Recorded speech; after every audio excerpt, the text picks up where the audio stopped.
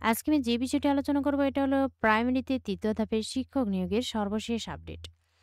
এ সম্পর্কে ভিডিওতে বিস্তারিত বলে দেওয়ার চেষ্টা করব। তবে ভিডিওটি শুরু করার আগে আপনাদের কাছে একটা রিকোয়েস্ট থাকবে। আপনি যদি এই চ্যানেলে নতুন হয়ে থাকেন তাহলে প্লিজ সাবস্ক্রাইব করবেন এবং পাশে থাকা যে বেল আইকনটি রয়েছে তাতে অলে ক্লিক দিয়ে রাখবেন। তো চলুন দেখি। নিয়োগ বাতিল প্রার্থীরা প্রাথমিক শিক্ষা অধিদপ্তরে। আন্দোলনকারীরা বলেছেন দাবি আদায়ে সরকারের কাছে দুপুর ১২টা পর্যন্ত তাদের আলটিমেটাম দেওয়া ছিল, যা মানা হয়নি। তাই সমাধান না পাওয়ায় তারা অধিদপ্তরে যাচ্ছি। এর আগে বুধবার দুপুরে রাজধানীর শাহবাগ মোড়ে অবস্থান নিয়ে তারা বিক্ষোভ করেন। পূর্ব ঘোষণা অনুযায়ী তারা এ কর্মসূচি চালিয়ে যাচ্ছিলেন।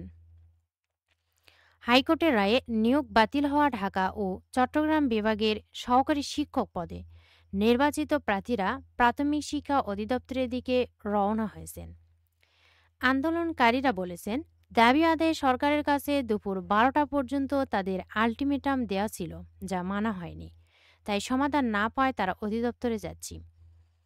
এর আগে বুধবার দুপুরে রাজধানীর শাহবাগ মোড়ে অবস্থান নিয়ে তারা বিক্ষোভ করেন। পূর্ব ঘোষণা অনুযায়ী তারা এই কর্মসূচি চালিয়ে যাচ্ছিলেন।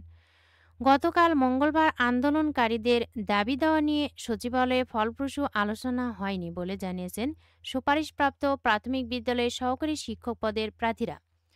পরে কর্মসূচি চালিয়ে যাওয়ার ঘোষণা দিয়েছেন তারা।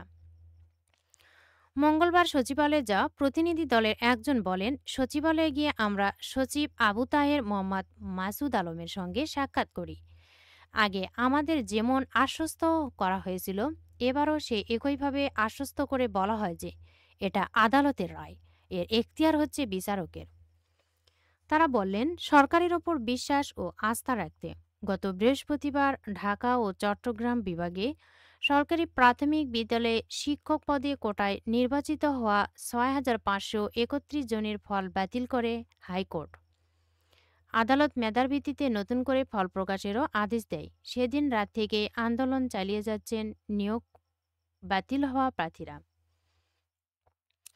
তো ভিউয়ার্স, এখনই কিন্তু তারা এই আন্দোলন চালিয়ে যাচ্ছে। তাদের দাবি মানা না হওয়া পর্যন্ত তারা কিন্তু এই কর্মসূচি চালিয়েই যাবে। ভিডিওটি ভালো লাগলে অবশ্যই লাইক, কমেন্ট এবং শেয়ার করবেন। আরও নতুন নতুন ভিডিও পেতে চ্যানেলটিতে অবশ্যই সাবস্ক্রাইব করে সাথেই থাকবেন। এতক্ষণ ধৈর্য সহকারে ভিডিওটি দেখার জন্য সবাইকে ধন্যবাদ। সবাই ভালো থাকবেন, সুস্থ থাকবেন। আবারও দেখা হবে নতুন কোনো ভিডিওতে। আজকের মতো এই পর্যন্তই। আসসালামু আলাইকুম।